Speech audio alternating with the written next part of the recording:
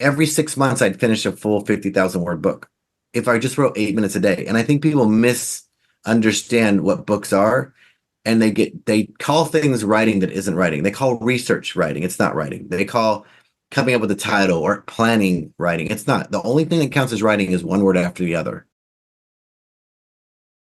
What's going on, y'all? It's Shane Sams here, back again with you on the Shane Sams Show. And I'm really excited about today's episode, guys, because I am introducing you to my book coaches, Steve Vannoy and Azul Terronez. They are amazing people, incredible human beings. And I've got a new book coming out very, very soon. It's called Earn More, Live More. And it's all about how to generate your income online, how to use this amazing, powerful tool we have, the internet, AI, all that good stuff, to actually go out and just make an income from your home, take control of your life, control all your time. Income equals freedom. And if you can generate your own income out in the world, then you get to control your life. You get to build a life that you really want. And, I am a speaker. I've done over 1,000 podcasts. I have, built, multiple seven-figure businesses, bought businesses, sold businesses, all these different things that we've done. I mean, the list goes on and on.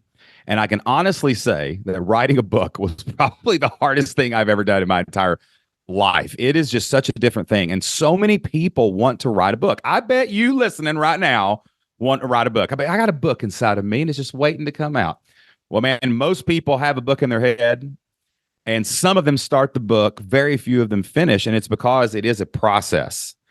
And in life, when we have something that we need to do for the first time, we need mentors, we need coaches, we need people that can hold us accountable, teach us how to do these things and help us get them done. And I can honestly say that without these two amazing human beings on my podcast today, I would never have written this book. I would never have learned the process.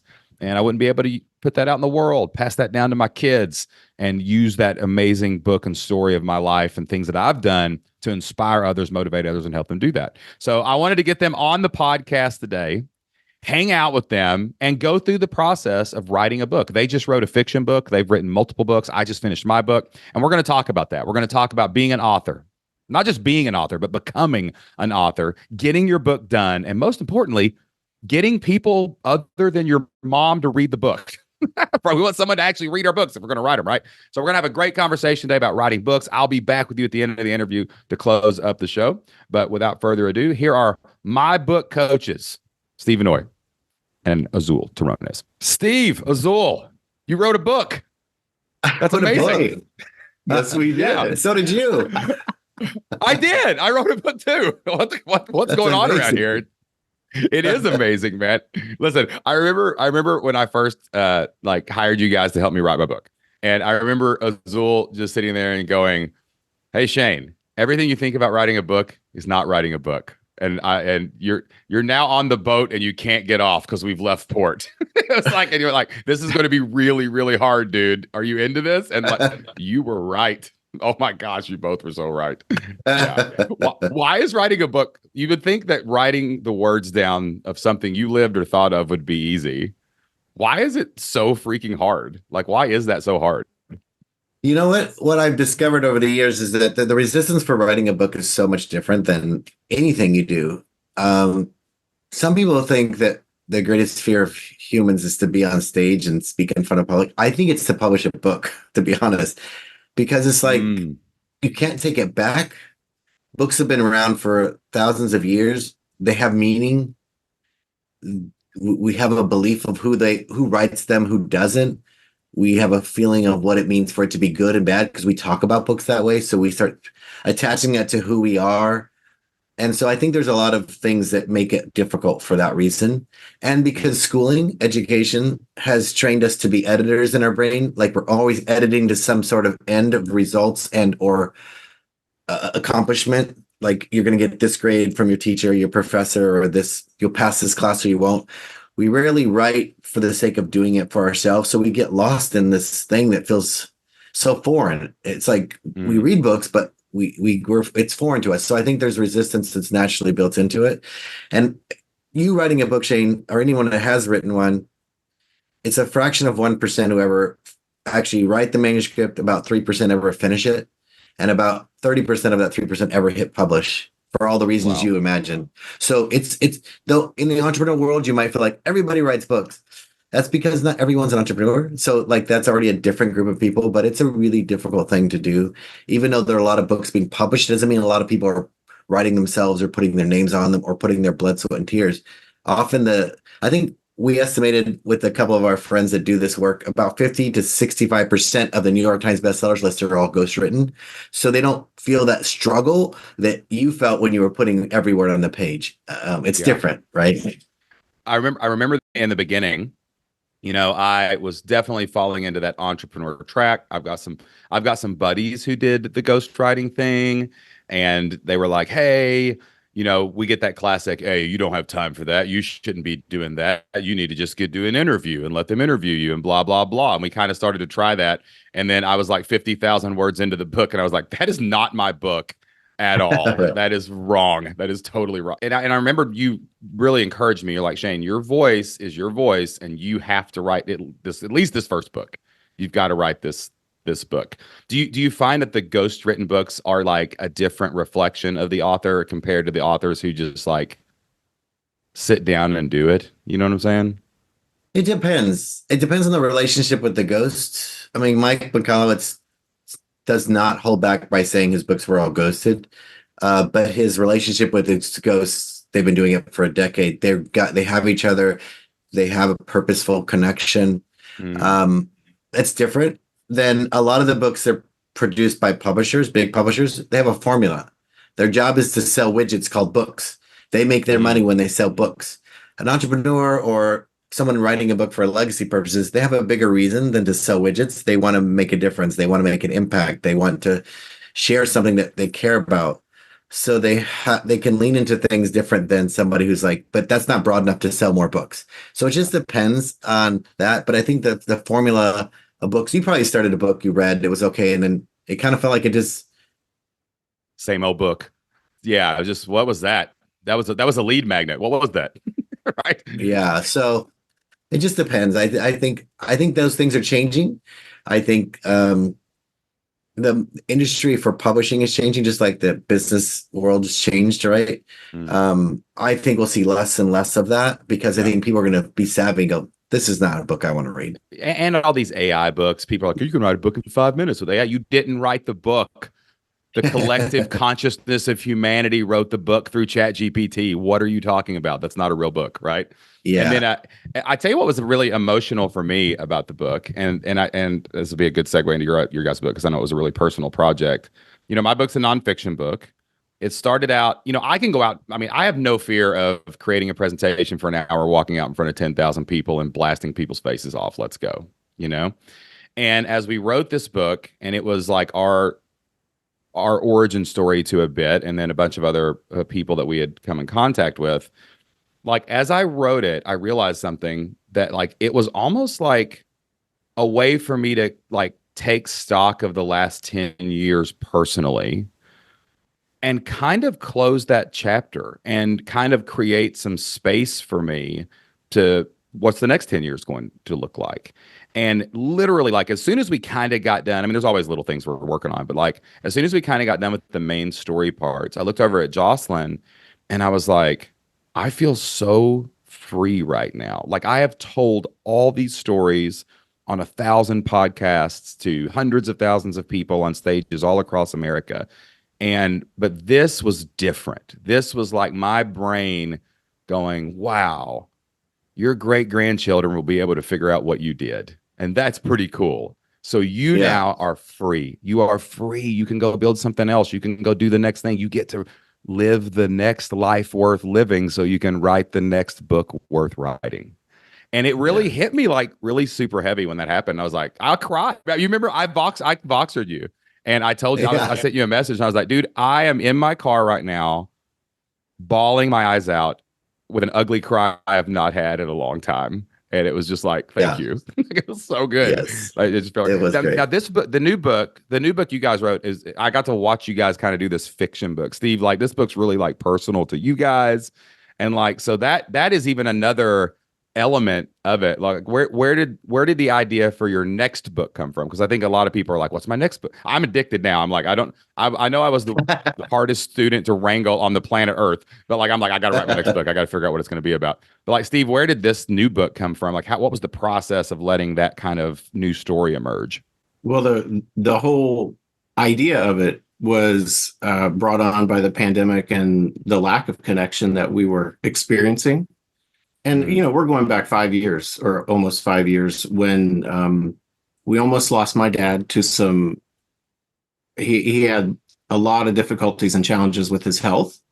He had been diagnosed with stage 3 colon cancer. He had several surgeries, and some unexpected things happened, and we almost lost him. So I spent a lot of time with him, and he started to, he opened up.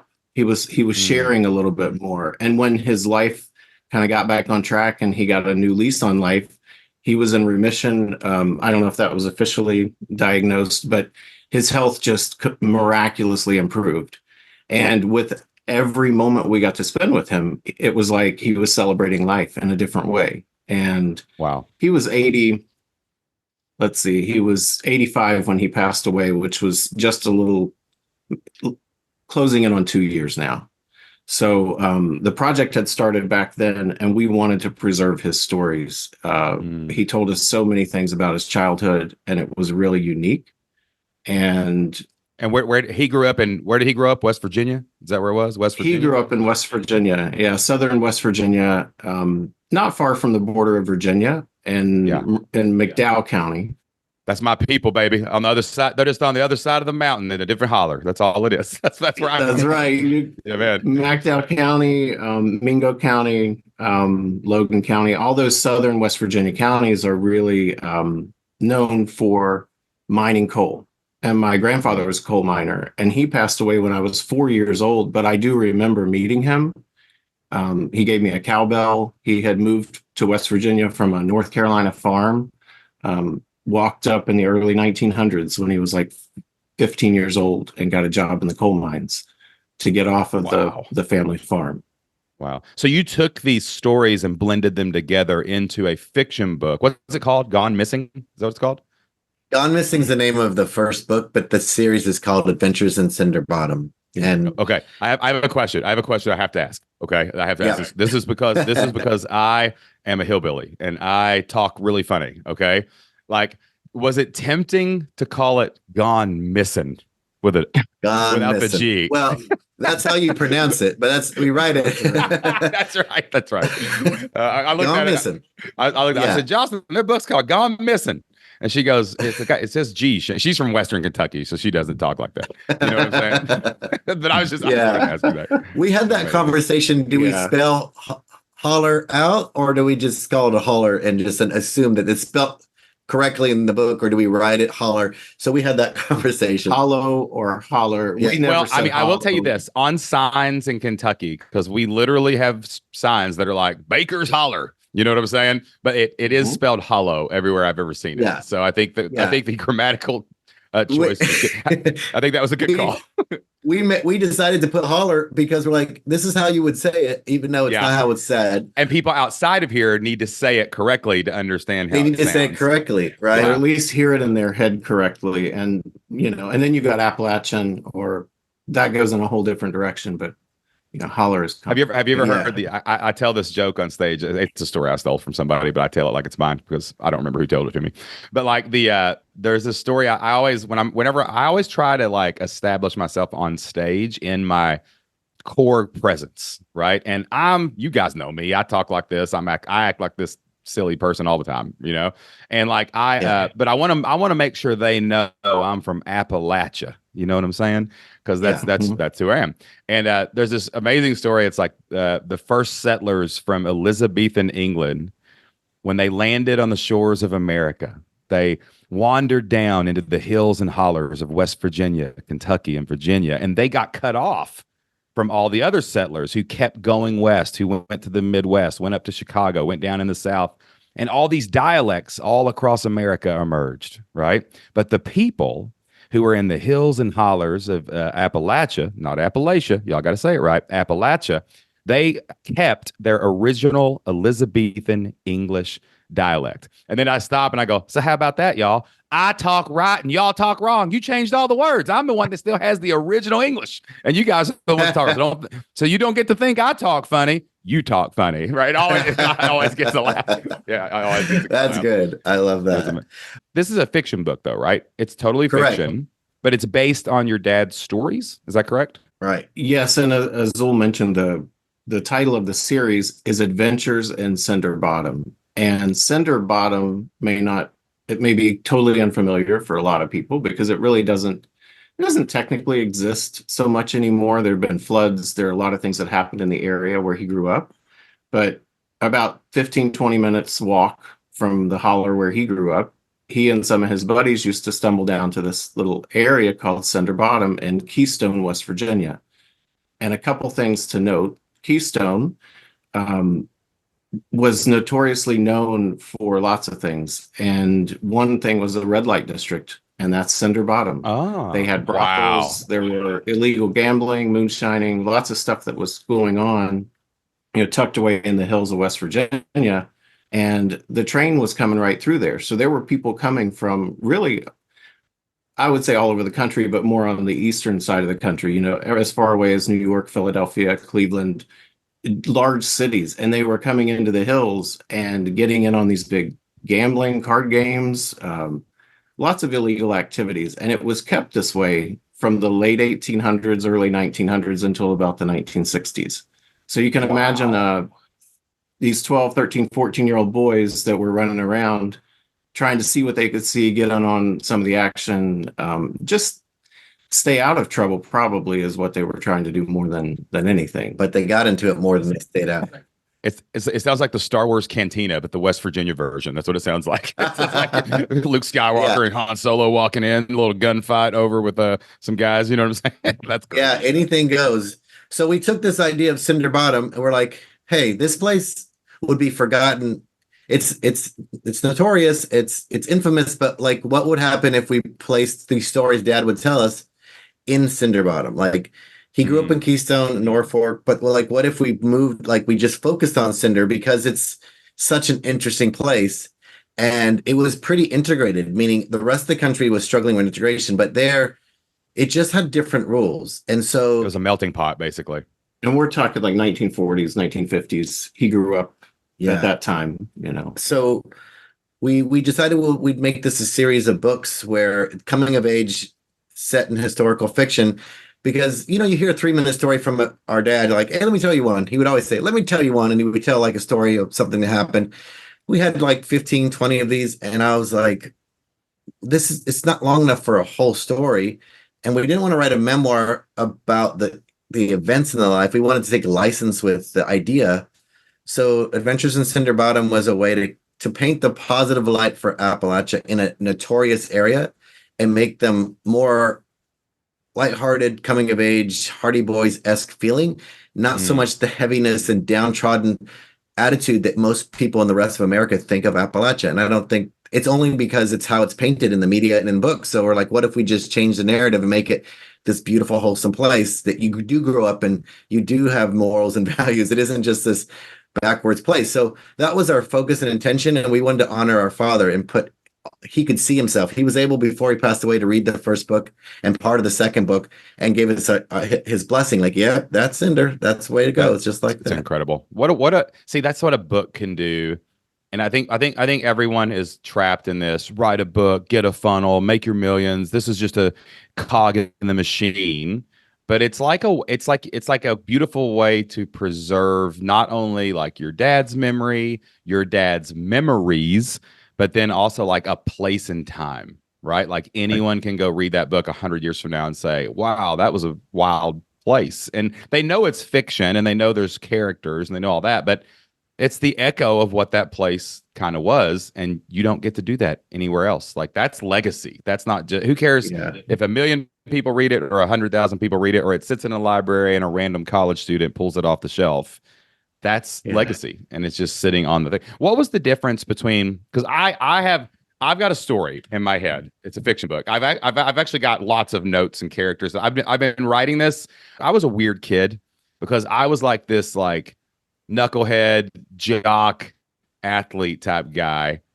But then like I was a chameleon. I was friends with everybody. I loved the craziness of being friends with every peer group in the school. Like I would say I went wide, not deep. You know what I'm saying? So Right. like I would play sports during the week, and then on Friday nights I would go down to our local library and I would play Dungeons and Dragons until 6 in the morning with all my nerd friends. And then like on Saturday, I would go out and chase women with my buddies who like to go after girls. You know what I'm saying? And then so that was my life was like so weird. But like I was the dungeon master because I was always like the most boisterous and kind of creative and guy. So I was making all the stories up. And dude, I have this story. Like I literally can recite the first opening chapter word for word out loud in my head, you know? Yeah. But that has always been intimidating. It's like, oh my gosh, if I write a fiction book, I have to create a world. So like, Right. and then like with your story, it's your world coming out of you, right? What was the big difference between the fiction book and the nonfiction book? Is this your first fiction book as well? Yeah, actually, it's our first fiction book, and we wrote it together, which is a different experience when you're co-writing. Um, well, the idea came about when we started thinking about there's two types of fiction authors, and I'm generalizing this, but people who write fiction to make a living off of it, and those of us who are writing it for a legacy. And you know what I mean? Like, we're not quite hobbyists because we really expect it to do well. We want to have a bigger vision for it, but we call it fiction with purpose. Like we're writing it with an intent to capture a legacy of a town, a city, of a family, of our own lives. So fiction with purpose is like our focus. We run programs to teach people how to do this, but taking all these little events and then making a story from it required giving it context. So that's why we picked an era. We picked a time frame. We picked coming of age because 14-year-old boys tend to just get in trouble no matter what. So that was really, there was no need to look for drama. It would just show up for them. And also to, when people read this who are from McDowell County, that we go like, I remember that holler, or I remember that train track, or I remember that street, or there was a real person named Geneva. So we wanted to create that experience for readers who didn't know it, and those who were born there and lived there and go, oh my gosh, my grandmother told me that story. And as if they could live it themselves, whether they believed it or not, or they really knew who it was or what it was. So we take the first stab at writing the draft. Steve, I usually write the first draft of the story. I need Steve's nuance of dialect of the, like I often say, I don't know the name of the trees. Like I grew up in the redwood, so I don't know the name of the trees or what you call things. This is a spigot, right? We're going to call this a spigot versus this is not a faucet. Those kinds of things we had to make sure. You call the outdoor water thing a faucet? What kind of savage are you? It's a spigot. That's what we drink of when we're outside. What are you talking about? You got to drink out the spigot. So we just the nuances, but it's important. And Steve's a better writer, honestly, than I am. So it's his choice of words. So it's a collaboration, and each book has this similar characters, but there's only two that stay together. Smokey, which is our dad's name, Smokey. His birth name is Curtis, but he's called Smokey his whole life. So the main character is Smokey, and his best friend is called Do What. Do what? That's incredible. That is such an Appalachian name for a guy. That's incredible. We just gave him that name, Do What, because of course, whenever you say his name's Johnny Bailey. Hey Johnny, do what? So we just named him that, and it's just this relationship based on this unlikely friendship. So that's really what pulls the books together. But our process is I take a stab, then Steve refines, and then we work on it together, and then it goes to an editor. So yeah, there's a cadence to it. And they're short books because we wanted people to enjoy them and want the next one. They're 50, 60,000 words. Wow. That's incredible. That's so similar to me and Jocelyn's process. Like people think I'm like really jovial and funny and all this stuff, but 90% of the time when I write a speech, let's say, or even the book, I always do the first draft. Like I lock myself in a room and I'm usually pacing around my office, like saying stuff out loud, like I'm talking to 10,000 people and I'm trying different iterations. And then if I make myself laugh, I'll write it down. This is especially true with my jokes. Okay. So then I'll craft narrative, then I'll make my storyboard before I actually make the slides. And then I will go, but Jocelyn has literally written every joke I've ever had that's gotten a laugh on stage. She's so much funnier than me in this dry like way. I think she did, because if you can make her laugh, you can make anyone laugh, right? Right. And like, but it's so funny. Like that's our exact process. I create, and then I hand it to her, and then she goes through it and makes sure it's actually the thing that the world will understand, or something like that. That's exactly right. That's a You beautiful. just described it. That's it. That's how we do it. It's funny. I bet some people, when they start writing a book, because there's probably a lot of people out there that want to write a book with their business partner, their spouse, or whatever. I bet they do without coaching, like you guys, because you guys coach this stuff and you guys know what to do. Like I bet they maybe stumble into, let's talk about this, let's decide this, and then that just creates, well, I want to do this, well, I want to do that, and blah blah blah blah blah. Instead of, hey, even fiction writing, even writing with a partner, it's all process.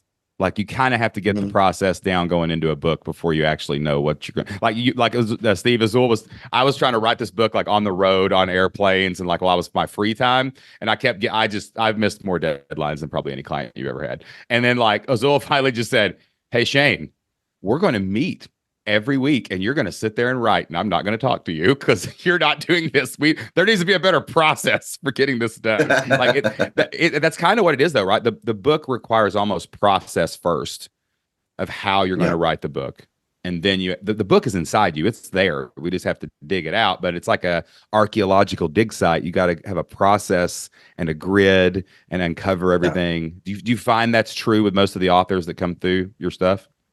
Yeah, you know what I notice is that because we're trained so heavily to be editors by schooling, being a former principal and teacher, I know this. We train young people to follow the rules, follow a pattern, and not think for themselves when it comes to write. So when you give someone a writing task that doesn't have an exact thing, they get flustered. So you have to create small chunks of meaning in each piece of writing so that they don't feel like they have to hold the idea of the entire book in their mind the whole time. It's overwhelming. So a lot of what I'm doing is unlearning people. Like, stop thinking about this like a paper. It's not a business task. It's not all those things. It's a creative endeavor. Even if it's nonfiction, it's still a creative process. So I have to get people to stop thinking so much. And people go, wait, I need to think to write. And I said, no, that's the biggest mistake you'll make, is you're not thinking to speak. You just speak. Writing should be that way, but we don't trust ourselves. So we overthink, we delete, we edit, we delete, we edit, because we're afraid that we'll do it wrong. So we constantly mitigate between two halves of our brain. Once I train people to stop doing that, Steve and I created these systems so that they just get in what people know as flow. What flow is: stop thinking about what you're doing and just do the thing, and you'll be infinitely better. And people are, what, I write better when? I was like, oh no, you just haven't practiced enough to know how to do it. It's not. Because if you measure it towards your edited piece you did back and forth, edited, typed, edited, and the piece you wrote naturally without thinking, yes, they will look different at first. But as you get better, actually, I do the same process I told you to do. I have a word tracker. I have a goal for the day. I write my 1,680 words that day, and I stop.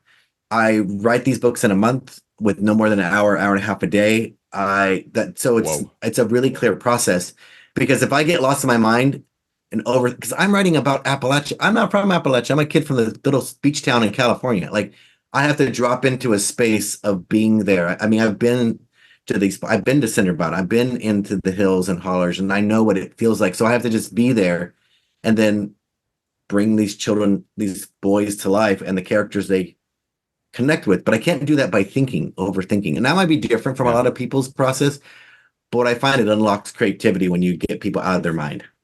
I tell you what I felt like. This is just a personal experience. Is like, I did not expect to feel the weight of responsibility for the book, because, like you said earlier, like, this is going to go out there and it's going to be out there. This is it. You can't take it back. Like, once it's out there, and that's just it, and that's the story. And you know, a month later, you're like, oh, that part was a little different than I think I remembered it, or something like that. You know, and like, I can imagine and that was just with my story.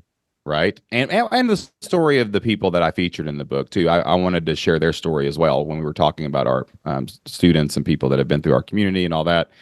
But like I can like how do you wrestle with the weight of that like that? Because I think that might be the most oppressive part. It's almost like making a battle plan, and once you send the troops out, it's over. Like they're going to win or lose, you know.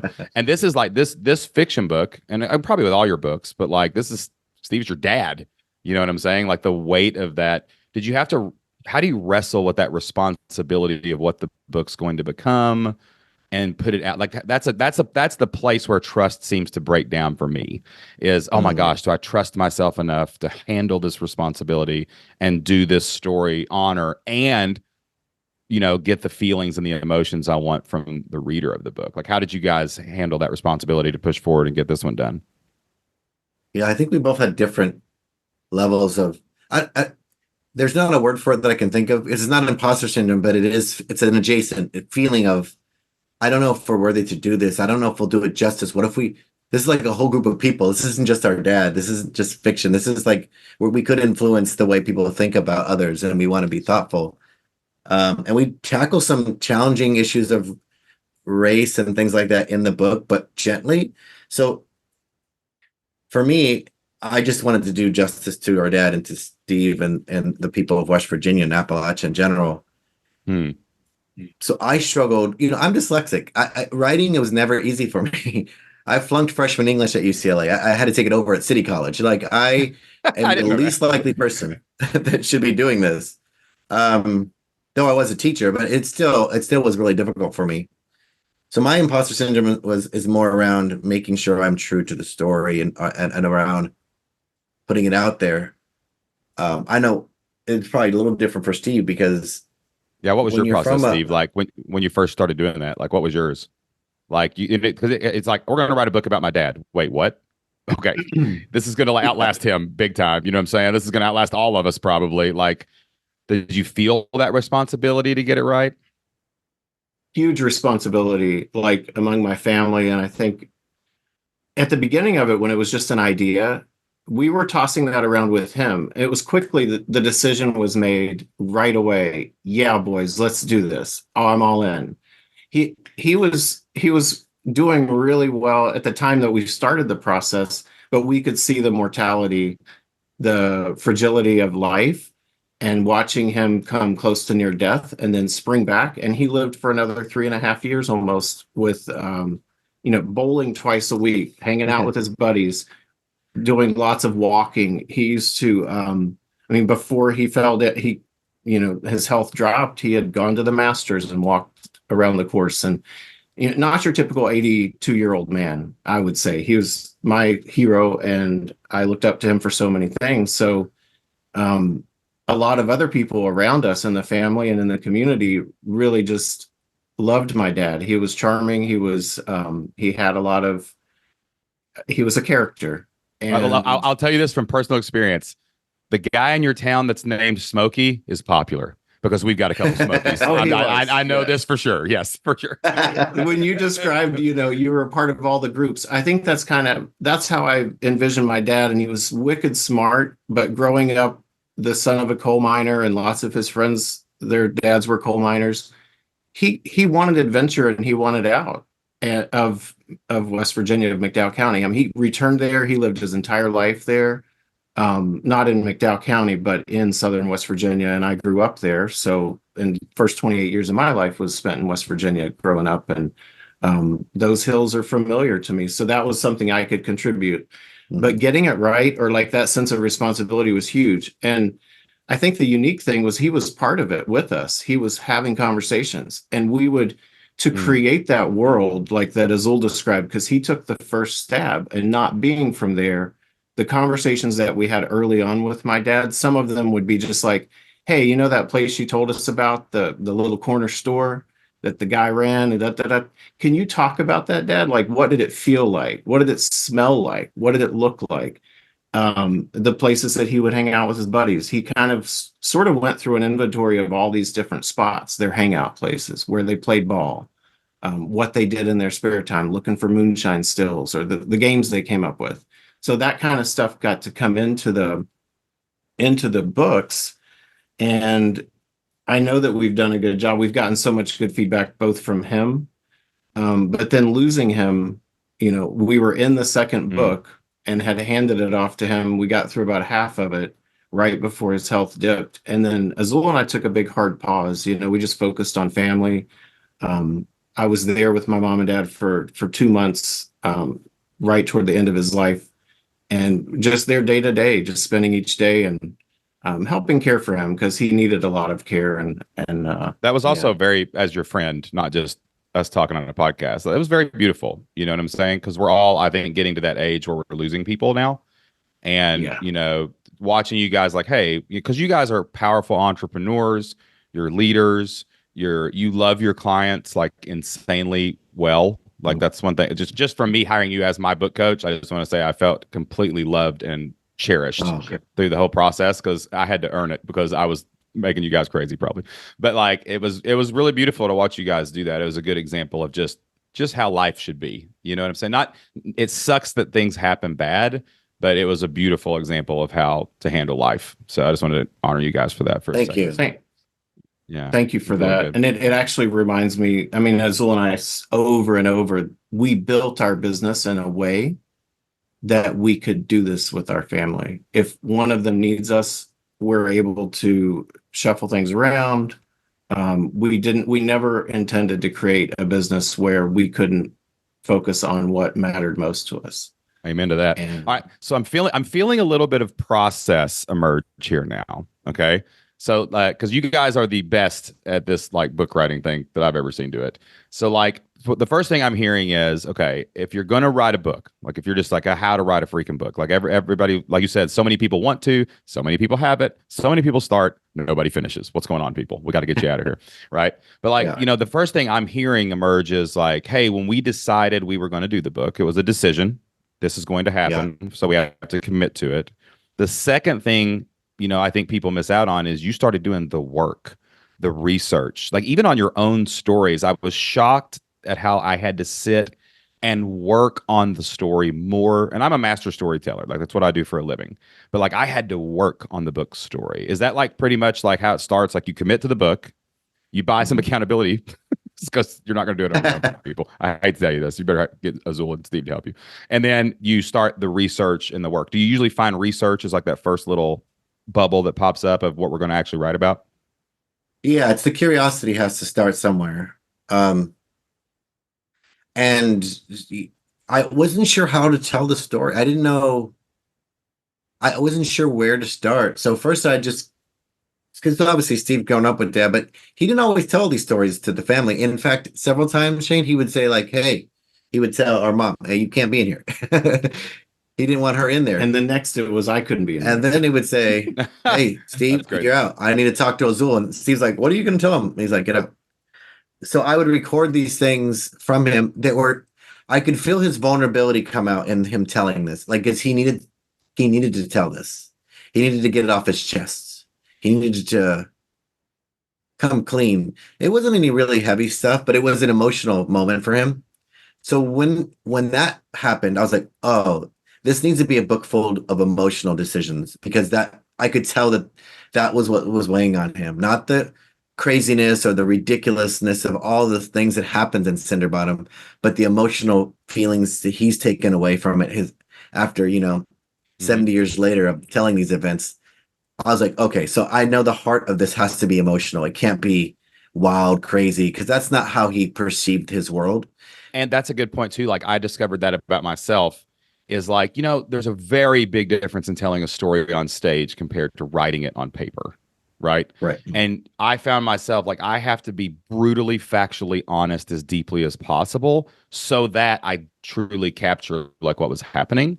And it's like your dad was kind of feeling that coming out too, like he had to be like, okay, honestly, this is what happened. It's crazy enough. It's dramatic enough. I don't have to remember it with embellishment or anything. It's just, but in the emotional weight of, I got something to say and I got to say this Yeah. out loud. And and I can't say it to everybody, basically. That's right. And I was honoring the emotional part, not the things that I hope that most people wouldn't know those things as they found their way in the book, even family, because I think my job isn't to expose anything or anyone, but to convey the fullness of his life and what it was like to grow up in a town that was forgotten by America, to be honest, once coal came crashing down as far as the way it was, I wanted to preserve his truth.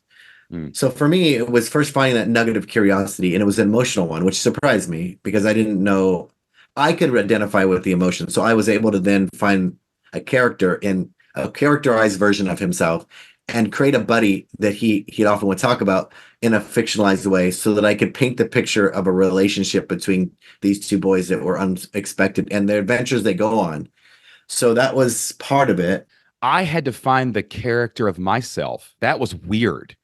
Like you said, Yeah. we had to find the character of him. But even in a nonfiction book that basically ends up being about business, even though it's stories, like I was like, oh, that's like the character. That's the third person Shane Sams. I'm like Yeah. outside looking into it. And that is hard to, as an author, that is hard to sometimes like, oh crap, I got to go look in the mirror of this emotion. This is the character that my life has lived, and I'm looking back on it in the present. Yeah. Weird. It was real. You're, That was hard. That's why I wrote the wrong book for 50,000 words because I was like, oh crap, I'm trying to right. write a fiction book or a myself. But I had to face myself basically to write that book properly. That's a good way to say it. I think that's what you discovered. And it's hard to tell someone that. You have to find it. You have to see it. You when you discovered that yourself, if I would have told you that, it still wouldn't have resonated as much as when you found it. But to your point that writing a book isn't like speaking on stage, because on stage we get 70% of the communication you give us is your body language. Right? Yep. In a book, you don't get that benefit. So you have to create a different way to show people who you are. And the words are the tool you're using, but it's the silences even between the words. That's why AI, it can put words, but there's things that unspoken in books, and you have to be gentle with how you talk about things and make yourself painted in a picture that is not totally who you are, because it's not a memoir, but it also has to reflect who you are without anybody should be able to pick up and read it and know Shane Sam's not, oh, this doesn't sound like him. And that's the reason why people like Pat Flynn, when I was helping him, he also tried to have a book ghostwritten and it didn't sound like him. I go, hey, the audience is going to know it's not you. You got to show up. I know it's hard, but you can do this. And that's why I encourage people to write it themselves. It is a painstaking process, but what you find is you figure out who you are through writing it. You're like, gosh, I didn't realize this is how I'm seen. I didn't realize this is how I am. It's just really bizarre, but I agree with what you said. It's like that. I was talking to my brother the other day, and we were just talking about life in general. Does this ever happen to you guys? Do you ever just like out of nowhere, you'll be on a walk, maybe you're sitting there watching TV, you'll reach over to get like your glass of water, and you're like, oh shit, I'm in first person. And you realize that like you're looking out of your eyes. Do you ever do that? Like that freaks me out sometimes. And like, this is a different experience because, oh damn, I'm the narrator looking at myself. What is happening right now? It's such a bizarre feeling in the book to do that, but it freaks me out. So I'll just be sitting there. Sometimes I'll be walking and my hand will come into view and I'll be like, whoa, there's my hand. And then like, hand. And when you're writing the book, you're like, holy crap, I really did that. This is insane. Right. Like, is this what other people think when they look at me and I'm telling them this story? Because like you see it. You see like yourself in all your crazy glory. Okay, we're getting off track. All right, so here's what I'm writing notes down because I want to write another book. And Pat texted me the other day, the book he's writing now, he wrote the wrong book for like the first like 60,000 words again. And I was like, all right, he's done like 7. So if he's still screwing it up, I'm good. I'm gold. You're I good. can screw up the second one. No big deal. But like, okay, so you decide and commit. You start doing the work. There's work before the writing, even the research. You have to look in the mirror and get brutally honest with yourself, right? And who you are and what you're doing. Look, emotions, that's a big thing I teach when I'm teaching speakers how to get on stage. Like your only job is to generate emotion, and it can be any emotion. They can hate you, they can love you. Emotion is going to make whatever you want to happen, right? And then you start the process. Now, earlier you said that you write books in 30 days, 1,600 a day, like whatever you did, that's first draft. Like, is that the process you recommend for authors to do that? Is to, set the word count, set a time limit. I heard Jerry Seinfeld one time say, I never wrote comedy more than 2 hours a day because why would I do that to myself? And he's the greatest comedian that's ever lived, right? Is that kind of the process next? Like you sit down and you set these like short-term goals? Like how does what do you get into next? And then all the other stuff. Yeah. I think it's like working out. It's a habit that people don't they dabble in, but they don't know what it feels like to they get sore. Like, you've seen people, they go to the gym, they get sore and they last till February and then they don't go back. It's a habit you have to get used to. And I always tell people, start small. Don't try to commit to writing a book in 30 days like I have. I spent 24 years trying to figure out how to do all that before I started, but start with something. Chris Guillebeau, I asked him for his advice about 20 years ago about writing books. He goes, I write 500 words a day, every day. That's what I do. Wow.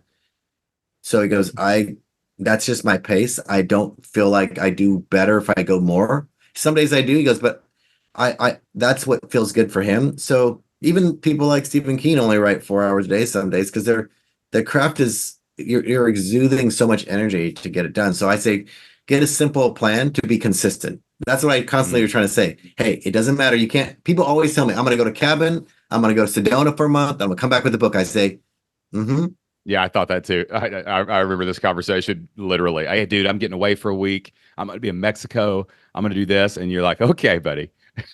Okay, Shane. Yeah, right. Dude, 500 words, 500 words in a year. Go ahead. Oh, yeah. You guys probably remember a lot of me like this guy. 500 times 365 days is 182,000 words. Think about that. 500 words. That's like 3 paragraphs, people. 5, maybe. You know what I mean? But that's 182,000 words in a year. Yeah, that's exactly right, Shane. I think that's the thing I try to tell people is when they tell me they don't have time, I said, oh, time's not your problem. It's your mind. So if I only wrote, I don't write fast. I'm not a fast writer. Like I can write about 28 words in a minute. That's not a lot. That's pretty slow, but that's my pace. And I know that that's what works for me. But if I wrote just 8 minutes a day, every 6 months, I'd finish a full 50,000 word book. If I just wrote 8 minutes a day. And I think people misunderstand what books are. And they call things writing that isn't writing. They call research writing. It's not writing. They call coming up with a title or planning writing. It's not. The only thing that counts as writing is one word after the other. And once you let go of the idea that you're outlining, you're scribbling, you're researching, all that has nothing to do with writing. Writing is only writing. So once you get that down and you go, I'm going to write every day, or if you can't do every day, 3 days a week, whatever your commitment is, and then stick to it. Don't judge it's good or bad. People judge themselves so harshly. It's no good. I'm like, oh, you're putting school back in your mind. You're becoming the critiquer, the editor. I want you to be the creator because creativity has no bounds, no limits. It can't be right or wrong. It just is. That's a shift people have to make. And you don't get that the first 3 or 4 days. You have to be committed to it. You felt it. I could tell when you realize, oh, shoot, I'm a writer. Like, you can say shit on here. This is the Shane Sam show, not Flip Lifestyle. You can say good. Shit. Okay. Because that's the thing. When I saw you get that, you get it forever. It doesn't go away. Once you find that, but it takes different strides for people to get that. So my goal in helping people to structure is consistency around an attainable goal is what will get you across the finish line, not big, crazy. I write them in 30 days because of my schedule, my life, and I'm excited for that long. I get distracted. If it gets too long, I get distracted. That's just me. And you're writing the first draft. That's another thing I think people forget. It's just a draft. Yeah, it's not the thing that's going to go out to the whole earth forever and ever. Amen. You know what I mean? It's just the first draft. And once that's out, you can do the real work of getting the story right. It's so similar. My story pitch product where I help people like craft their story for stages. It's funny how I didn't apply this to the book, but like the other day I was coaching a guy and big, good looking guy, the most crazy, interesting life you've ever heard, right? He's almost too interesting. He doesn't know what to say on stage because you only have 45 minutes, right. You know? And he was trying to like write this life story, this memoir. I'm like, God, but you're right. This is one speech, one story. We have to find the story that's your signature talk, your career defining presentation. So I do we script for the first part. I'm trying to get the outline for the storyboard. And I just, for an hour and a half, just said, tell me everything that's interesting about you. Everything. Just what makes you interesting. And I just listened for like an hour and a half. And then finally, there was this one thing where I knew it was the once upon a time. Like that's where you start, right? For this particular talk. His whole talk was about the only thing in life you really need to do is to speak up for yourself. Once you speak up for yourself, all the other things work. But if you're not speaking up for yourself, you're at the mercy of everybody else around you, right? But he didn't know that, and I didn't know that at the time. That wasn't what we came in with. And then all of a sudden at the end, it's kind of like you said, it only counts when you're writing. Well, it only counts when I'm scripting. And I was like, watch this. And I wrote like 20 bullet points. And I went, there's your talk. And he goes, oh my God. It just like blew his mind because it's not all the things. It's this thing focused on it. That's the story. And you can do another talk. You can do another book. You can do something else. But once you get dialed in and you actually write the stupid thing, everything else gets easy. We can make PowerPoints now. We can go get it edited. We can have reviews. We can practice it. We can do whatever we want. Same thing here. Once you write, right, you've got a book in your hand. You can actually like do that. We can talk all about like the writing for purpose. We're writing for ourselves. We're looking in the mirror. We're doing all these things. These are all musical things. But at the end of the day, by God, I want somebody to read my book. I don't want to just read my own book, right? Like, what do you think are like 3 tips or something? I mean, you guys have a whole process where you help people get their book out to the world, but like what do authors need to do to make sure while they're here with their book, people read their book?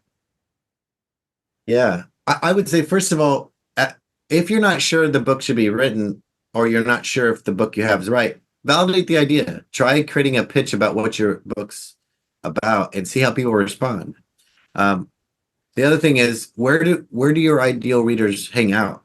Like, where are they frequent? Like for us, there are plenty of Facebook groups, for example, of people that were from West Virginia or from Appalachia. They have moved to other parts of the world, but they still have a deep connection to it.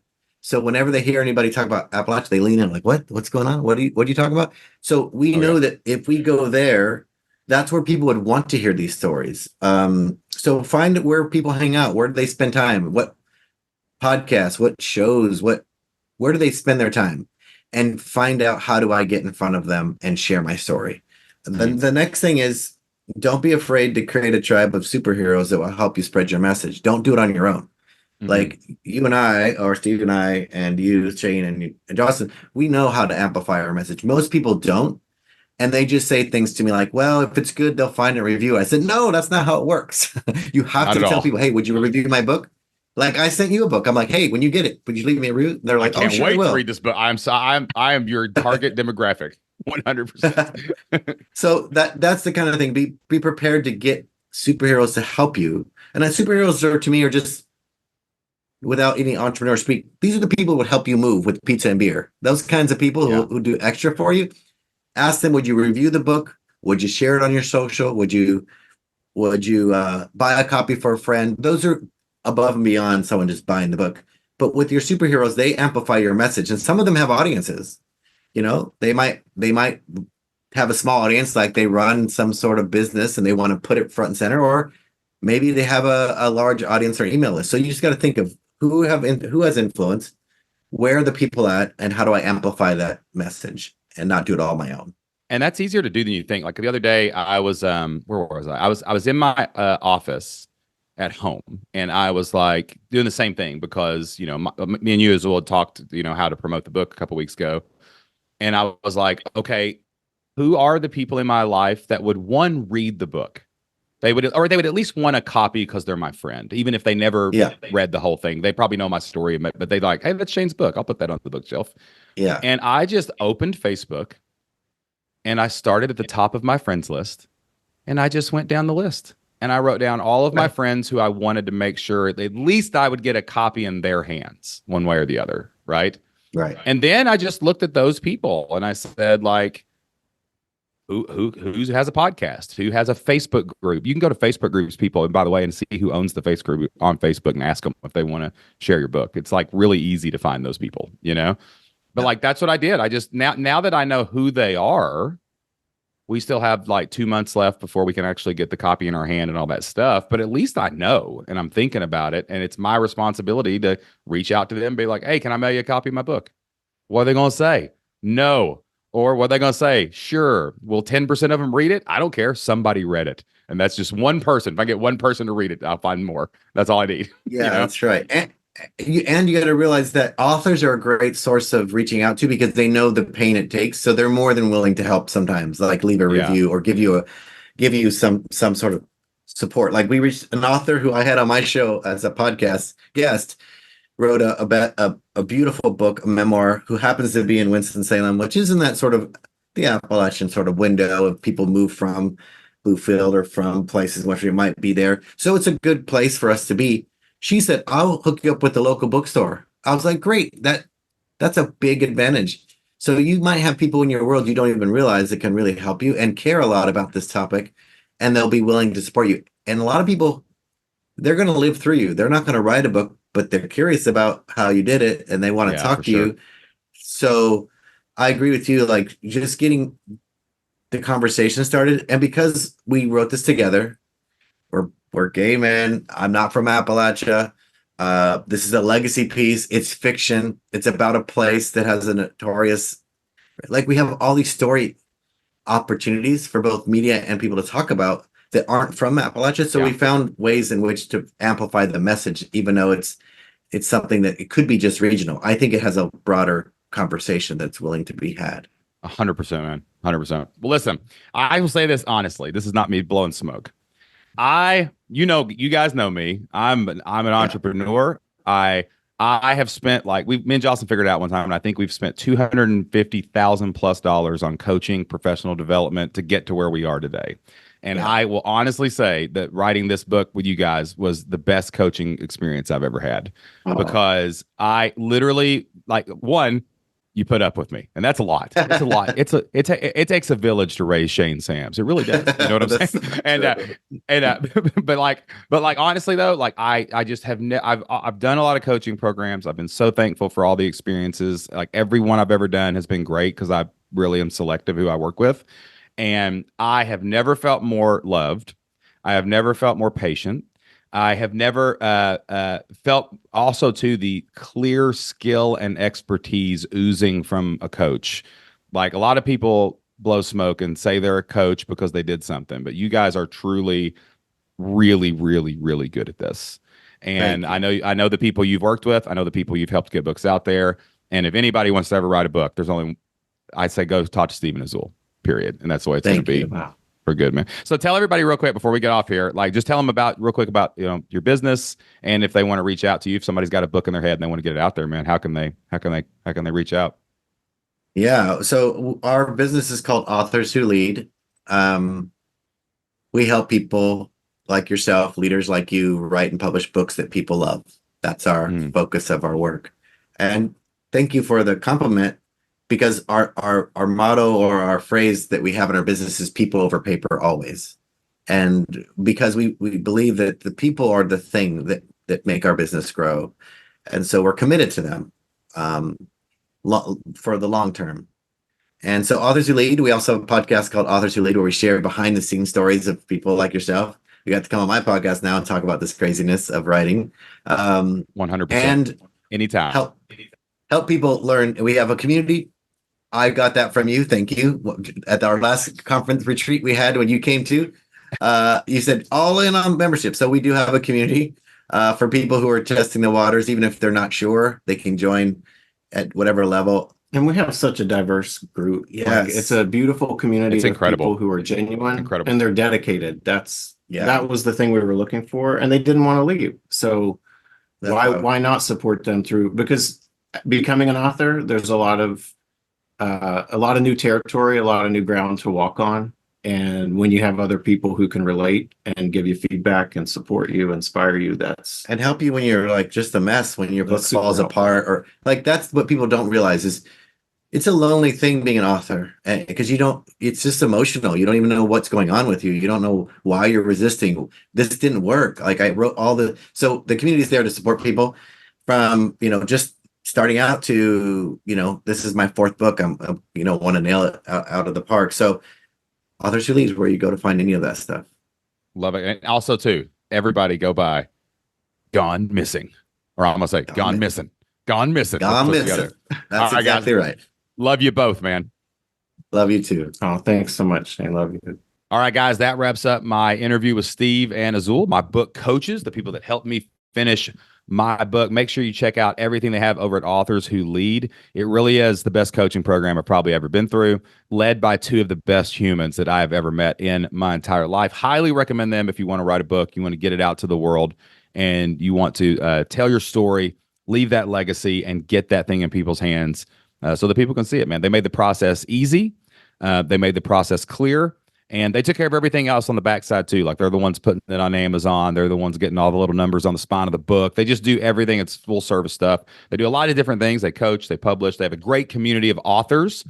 And if you're going to become an author, you're probably going to write more than one book. So you want to be around the people who are doing the same things that you are doing. And if you need help with the story that goes in the book, you can head over to shanesams.com. Check out Story Pitch. That's where we help people create the presentation of their career and tell the story of their life. We will help you turn your life story into Lord of the Rings so you can move the emotions of the masses and, most importantly, get them to take action and buy whatever it is you're selling. That's how these are sales presentations. And you can learn more about Story Pitch over at shanesams.com. Make sure you subscribe to the podcast. Make sure you listen every week. Hey, if you haven't done it yet, go and leave us a review for the Shane Sams Show so that we can get more people out there listening to this podcast, hanging out, and having a good time with us. That's all the time we have for this week's podcast. If you want to watch this, go watch it over on YouTube. We posted the video of that interview there. Until next time, whatever it is you're doing, light it up. We'll see you then.